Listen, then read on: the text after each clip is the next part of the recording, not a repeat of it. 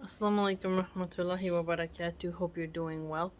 We are continuing our reading of Dante Alighieri's The Divine Comedy, the Inferno. Let's begin. We are in Canto number 14. I really enjoy this book. It's very creative, and I find that to be refreshing.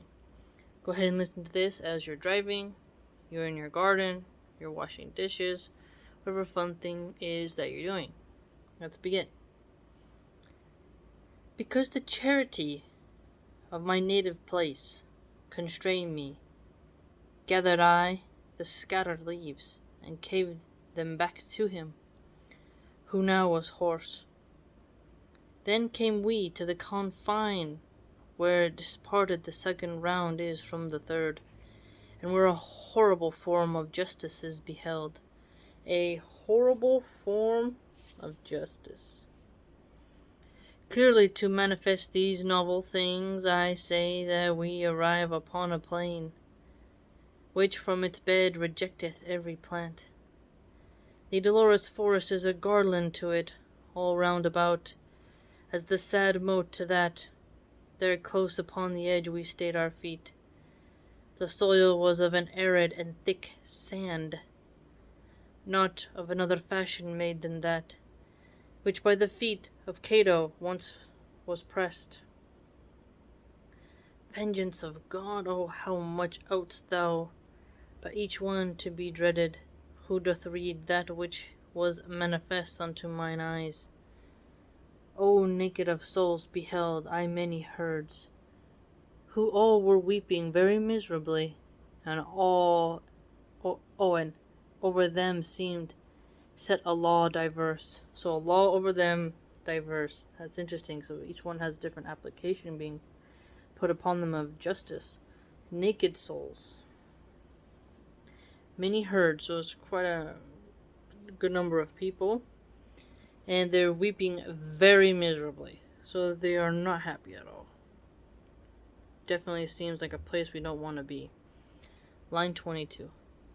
Supine upon the ground some folk were lying, and some were sitting all drawn up together, and others went about continually. So some are lying down, some are sitting, some are walking. Those who were going round were for the more, and those were less who lay down to their torment, but had their tongues more loose to lamentation.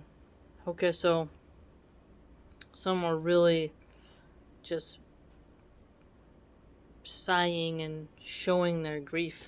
They're really just suffering, letting it all hang out. Or the sand waste with a gradual fall were raining down delicate flakes of fire. Oh, whoa. So a gradual fall, there's these, it's like, you know how snow comes down? Well, there's this like little bits of fire. As of the snow on Alp without a wind. Can you imagine? Imagine that. Little pieces of fire in the shape of snow just coming down. That's substantial. As Alexander in those torrid parts of India beheld upon his host flames fall unbroken till they reach the ground, whence he provided with his phalanxes to trample down the soil, because the vapor better extinguished was while it was single. Thus was descending the eternal heat, whereby the sand was set on fire like tinder beneath the steel for doubling of the dole. So here we see it never stops. The sand's on fire, and the snow is the specks of fire, the flakes of fire are falling down like snow. So a lot of heat going on over here. Without repose, forever was the dance of miserable hands, now there, now here, shaking away from off them the fresh gleeds. So people are getting burned. Without repose, he says, forever was the dance. So ow, ow, ow, ow, ow. They're not dancing, right? But if you think how some people dance, it's like this would be a punishment dance in a way. He's describing the movements and a poetic way, but it's also very gruesome, right? So people are weeping very miserably. Some are walking, some are lying down. The torment is continuous. There's a gradual fall of flakes of fire, and it makes the sand, the ground, essentially hot as well. So there's no escaping from your feet and from on top of your head. Whew. Master, began I, thou who overcomest all things except the demons dire, that issued against us at the entrance of the gate. Who is that mighty one who seems to heed not the fire, and lieth lowering and disdainful, so that the rain seems not to ripen him? Think about that. That's a unique way of saying that the flakes of flames don't roast him and make him all ruined, right? Ripen him. And he himself, who had become aware that I was questioning my guide about him, cried, such as I was living, and am I dead? If Jove should weary out his smith, from whom he seized in anger the sharp thunderbolt, wherewith upon the last day I was smitten, and if he wearied out by turns the others, in Mongibello, at the swarthy forge, vociferating, help, good Vulcan, help! Even as he did there, at the fight of Phlegra, and shot his bolts at me with all his might, he would not have thereby a joyous vengeance. Joyous vengeance. That's true. Line 61. Then did my leader speak with such great force that I had never heard him speak so loud. O Capenius, in that is not extinguished, thine arrogance thou punished out the more. Not any torment saving thine own rage would be unto thy fury pain complete. Pain complete. Then he turned round to me with better lip.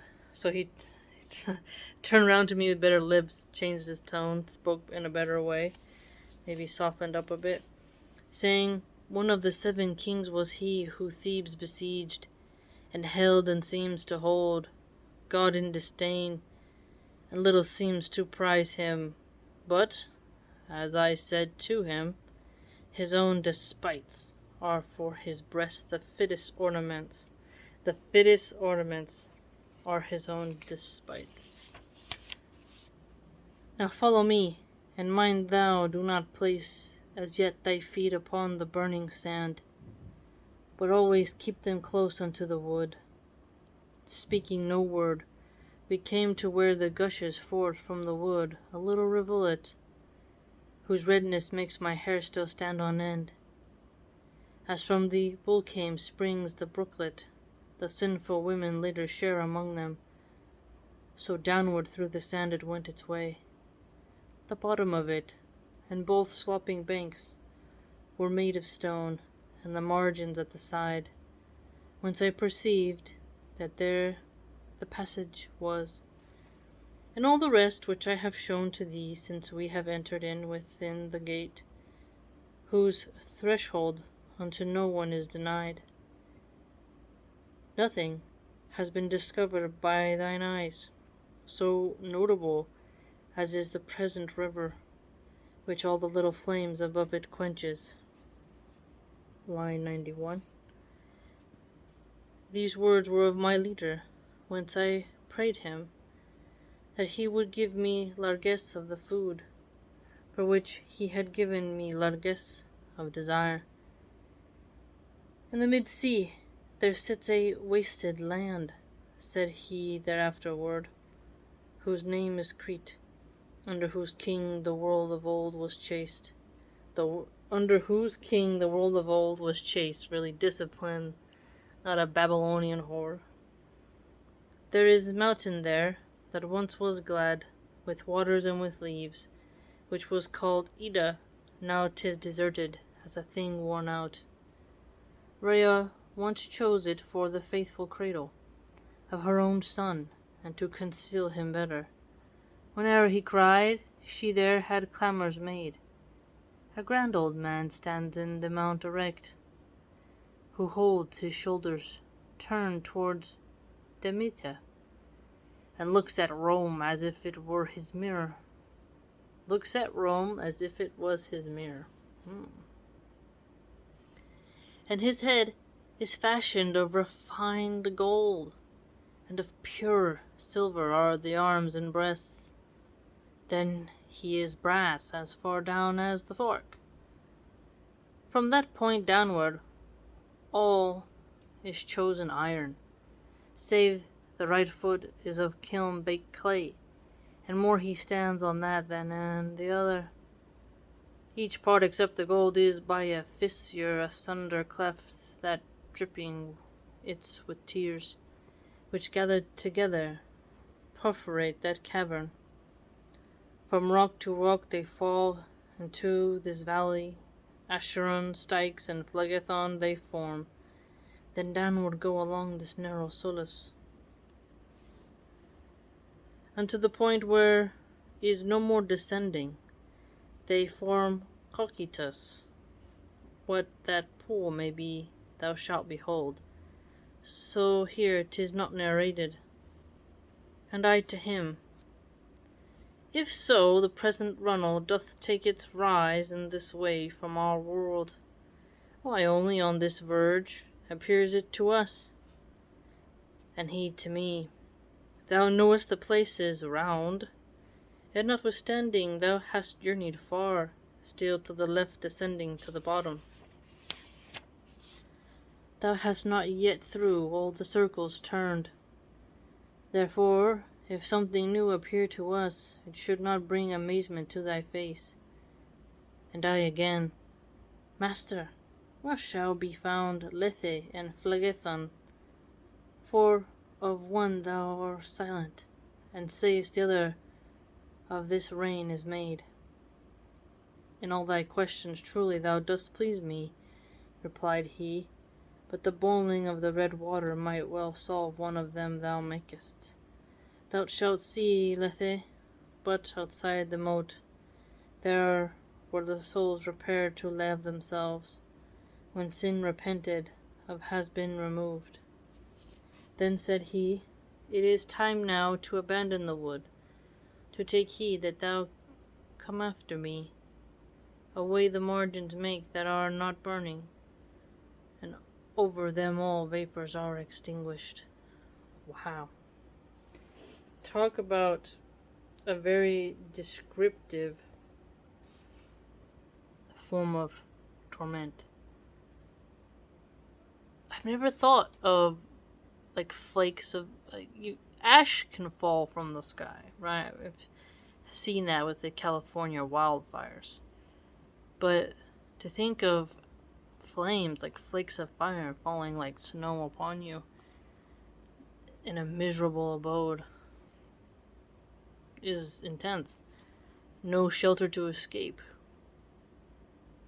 And then your feet are hot as well.